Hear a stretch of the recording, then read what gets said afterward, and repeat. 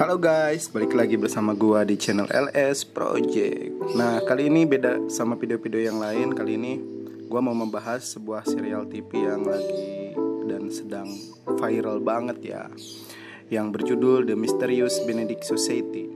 Nah, film ini adalah serial televisi berdasarkan novel dengan nama yang sama. Dengan tema misteri, serial ini mengikuti petualangan 4 anak yatim piatu berbakat yang terpilih sebagai agen rahasia. Selain cerita yang bikin penasaran, banyak pelajaran moral yang bisa kamu dapatkan di sini. Film ini adalah kelompok 4 anak berbakat, yaitu Rennie, Josh, Kate, dan Connor. Oke, kita langsung saja ke filmnya, dan film The Mysterious Benedict Society pun dimulai.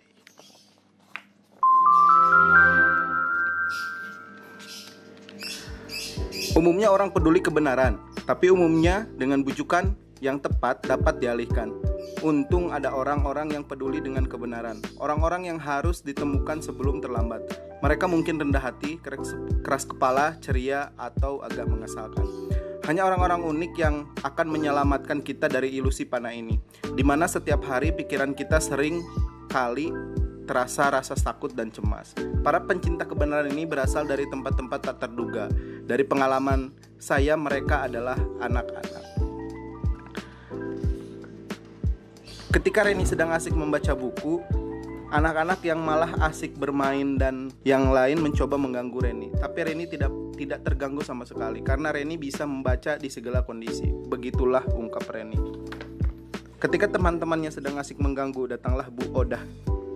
Ya, jadi Cat ini kita panggil Bu Onah ya. Bu Odah duduk di samping Rennie dan memberikan sebuah apel. Setelah panjang lebar mau ngobrol, Bu Odah menunjukkan koran dan semua isinya tentang rasa cemas dan ketakutan, dan hanya ada pola air sebagai berita yang lain satu-satunya. Selain itu, Bu Odah memberikan sebuah informasi tentang sebuah tes di mana yang menang akan dapat beasiswa dan masuk ke Dangdut Academy. Salah, ternyata bukan Dangdut Academy tapi Akademi Botra. Rennie pun terkejut, dan ternyata akademi tersebut adalah surganya tempat belajar. Tempatnya lulusan orang-orang hebat seperti seniman, ilmuwan, diplomat, dan lain sebagainya. Tapi Rennie tidak yakin akan dirinya dan merasa dirinya tidak pantas berada di sana. Namun berkat Ibu Ida yang terus meyakinkan Rennie, akhirnya Rennie pun mau ikut tes. Scene berlanjut keesokan harinya, di mana Bu Odah menjemput Rennie untuk pergi ke tempat tes. Dengan membawa sebungkus makanan, Rennie pun berangkat bersama Bu Odah ke tempat tes tersebut. Sesampainya di tempat tes tersebut, ternyata di sana sudah banyak sekali orang yang sudah datang dari pagi. Bu Odah pun meminta Rennie untuk mengabarinya ketika selesai tes. Namun Rennie kembali merasa tidak yakin bahwa dia akan bisa lulus tes, dan meminta Bu Odah untuk kembali dan menjalani hari-harinya seperti biasa. Bu Odah yang kembali meyakinkan Rennie, dan Rennie pun setuju untuk menjalani tes tersebut. Rennie pun memeluk Bu Odah dan sebagai salam perpisahan. Anak-anak yang sudah siap untuk melakukan tes dan pengawas pun lalu memulai tesnya. Mereka hanya diberi waktu 1 jam untuk mengerjakan tes tersebut. Rennie mulai mengerjakan soal-soal ujian yang ada di jawab tersebut menggunakan logikanya hingga semua soal pun terjawab. Setelah 1 jam lamanya, pengawas pun kembali meminta peserta untuk menaruh pensil mereka karena sudah kehabisan waktu. Lembar jawaban diperiksa oleh pengawas kuning. Dengan raut wajah yang kesal, pengawas terus memeriksa hasil ujian mereka hingga tibalah waktu pengumuman, dan peserta yang lulus harus melaporkan ke gedung MONG sebelum jam 1 siang, di mana mereka hanya boleh bawa 1 pensil dan 1 penghapus. Lebih dari itu mereka akan gugur dan memberitahu bahwa tes selanjutnya akan lebih brutal. Rennie pun bertanya, bagaimana jika pensilnya patah? Apakah di sana ada serutan? Pengawas kuning pun menjawab, ya, jika ada yang butuh rautan di sana disediakan. Lanjut, akhirnya pengawas kuning pun menyebutkan peserta yang lulus ujian, dan ternyata yang lulus ujian tahap pertama ini hanya Rennie seorang. Peserta yang lain pun terkejut dan merasa tidak percaya dengan hasil pengumuman tersebut. Akhirnya mereka meninggalkan ruangan tersebut dengan rasa tidak percaya. Rennie pun hanya tersenyum. Lanjut, Ketika akan memulai tes kedua, Reni melihat seorang perempuan yang kebingungan karena tidak sengaja menjatuhkan pensilnya. Reni pun menghampirinya dan perempuan itu menanyakan apakah Reni punya pensil cadangan, dan ternyata Reni tidak memilikinya. Namun bukan Reni namanya kalau dia tidak punya rasa empati. Dengan inisiatifnya, Reni pun mematahkan pensil menjadi 2 bagian. Wah, cerdas sekali ini anak. Satu untuknya dan satu untuk perempuan tadi. Dan perempuan itu pun mengenalkan dirinya sebagai Ronde. Sebagai ucapan terima kasih, Ronde meminta Reni untuk duduk di belakangnya. Karena Ronde mengaku kalau dia mengetahui semua jawabannya, namun Reni pun menolaknya dengan tegas. Lanjut. Ternyata yang menjadi pengawasnya adalah si pengawas kuning lagi. Ketika pengawas kuning memberitahu aturan, di antara peserta tidak boleh berbicara, ketika itu pula ada seorang peserta tes yang menghela napas. Dan pengawas kuning menyadari si anak tersebut malah berbicara dengan si pengawas kuning dan akhirnya disuruh meninggalkan ruangan. Lalu pengawas kuning melanjutkan tentang aturan tersebut. Lanjut. Tes kedua pun dimulai. Namun ketika dimulai, salah satu peserta meninggalkan ruangan tersebut karena tidak sanggup lagi. Reni pun mulai membuka lembar ujian tersebut. Namun ketika Reni baru memulai, ternyata Ronde sudah selesai dan menjatuhkan lembar contekan. Namun Reni malah menendang kertas contekan tersebut. Reni pun mulai kebingungan dengan soal-soal tersebut. Ternyata waktu tinggal 15 menit lagi. Reni mulai panik. Reni itu pun mengingat instruksi dari pengawas kuning tadi. Sambil membaca soal tersebut, Reni menyadari kalau jawaban dari soal tersebut ternyata ada pada soal yang lain, gengs. Waduh, ini agak rumit ya. Jadi soalnya tersebut saling berhubungan. Reni pun mengerjakan dengan cepat hingga akhirnya waktu habis. Lembar jawaban pun dikumpulkan dan diperiksa si pengawas psiksa kuning. Dan ternyata yang lulus tes hanya Reni saja. Anak-anak lain pun pergi meninggalkan ruangan dengan rasa tidak percaya. Namun Ronde masih duduk mengucapkan semoga berhasil kepada Reni. Lanjut. Ketika sedang menunggu untuk tes selanjutnya, datanglah seorang laki-laki bernama Encuy. Nah, Encuy ini yang lolos dari tes sebelumnya. Ternyata mereka sama-sama bertemu dengan Ronde dan menyadari kalau Ronde adalah bagian dari tes. Tidak lama kemudian datanglah seorang perempuan bernama Ona. Nah, Ona masuk lari dengan cepat dan menabrak Encuy hingga jatuh. Reni pun menanyakan tentang Ona yang membawa ember. Ona memberitahu kalau di embernya ada tambang, tali, senter, magnet, pisau, garpu, sendok, dan lain sebagainya. Karena dirinya adalah unit yang mandiri dan menceritakan kalau dirinya bertemu dengan perempuan yang menjatuhkan pensil dan ternyata itu adalah Ronde juga. Tiba-tiba datanglah Chris dan Dwi dan mereka pun siap untuk memulai tes berikutnya. Lanjut.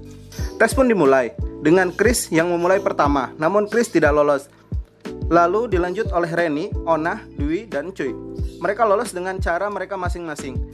Ada Encuy yang berjalan menggunakan sikut dan lutut, Dwi yang bisa lompat dengan jauh, dan Ona melompat menggunakan tambang yang dibawanya. Berbeda dengan Reni yang hanya berjalan seperti biasa. Mereka pun heran, kenapa bisa seperti itu? Reni memberitahu kalau sebenarnya lantai tersebut berbentuk persegi panjang, bukan persegi. Lanjut, mereka diajak pergi untuk mengikuti tes terakhir dengan melewati terowongan bawah tanah dan gorong-gorong. Mereka pun merasa heran, mengapa ya mereka dibawa ke tempat seperti ini. Mereka pun sampai di Taman Akademi Bontran. Reni pun bertanya kepada mereka, apakah mereka sudah mengabari orang tua mereka? Dwi pun menjawab kalau ini adalah sebuah kelemahan. Ona menjawab kalau orang tuanya sudah tidak ada dan dia dibesarkan di panti asuhan. Namun dia kabur dan malah mengikuti tim sirkus. Reni juga merasa rindu orang tuanya, tapi dia tidak mengetahui orang tuanya di mana. Waduh, sedih nih. Lanjut. Saat akan memulai tes yang terakhir, mereka bertemu dengan Ronde yang menjadi pengawas, dan yang menjadi tesnya adalah melewati ruangan labirin. Mereka pun memulai tes. Ona memulai dengan jalan pintas, Encuy memulai dengan menghafal jalur, dan Reni dengan memecahkan kode rahasia. Tapi Dwi bermain curang dengan mengikuti Encuy. Nah, ketika sudah melihat lonceng, Dwi menjatuhkan Encuy. Reni yang sudah naik kembali dan membantu Encuy, dan mereka pun terlambat. Walaupun Onah sampai duluan, Onah menunggu mereka berdua, dan hanya Dwi yang berhasil melewati labirin dan tersembunyi lonceng tepat waktu. Reni dan Onah mereka membunyikan lonceng tersebut secara bersamaan, namun ternyata malah merekalah yang lolos tersebut dan Dwi gagal. Karena menurut pengawas kuning, merekalah yang layak lolos berkat jasa empati dan kebersamaan. Mereka pun menjadi tim yang lengkap. Setelah selesai mengikuti tes terakhir, pengawas kuning mengajak mereka bertemu dengan Tuan Benedict. Tuan Benedict menawarkan mereka makan, tapi mereka akan makan ketika anggota tim keempat sudah sampai. Dan anggota keempat pun datang, maka dipanggil si Oni saja ya. Anak yang sedikit menyebalkan sih sepertinya, tapi dia pintar karena menyelesaikan tes dengan cara yang tidak biasa. Kalau orang bilang itu curang, tapi itu adalah sebuah trik. Tuan Benedict orangnya aneh juga, dia akan pingsan ketika merasakan sesuatu kegembiraan yang berlebih, atau sering disebut anarkolepsi. Anarkolepsi atau apalah yang disebabkan oleh emosi yang ekstrim. Lanjut, mereka akhirnya merasa aneh dan akhirnya Tuan Benedict memberitahu kalau masuk ke Akademi Bontran adalah tipu muslihat mereka. Mereka merasa kecewa dan Reni pun bertanya, "Kenapa kami di sini?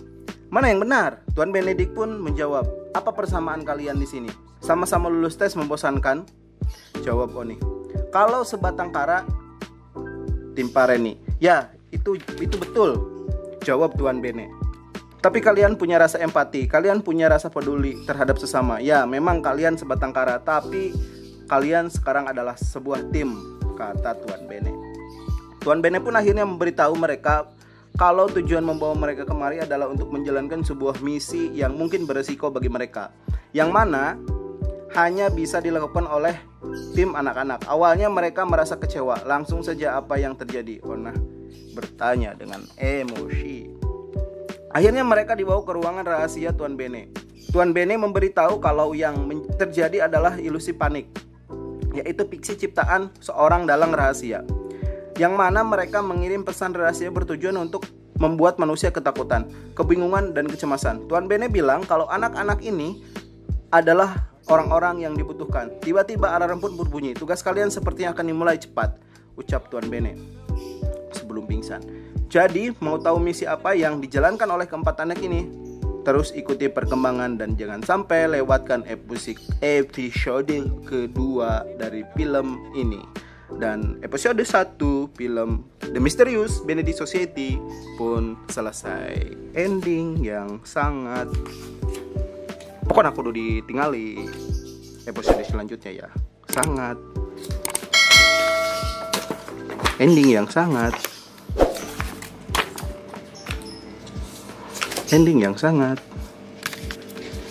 ngabagongkeun.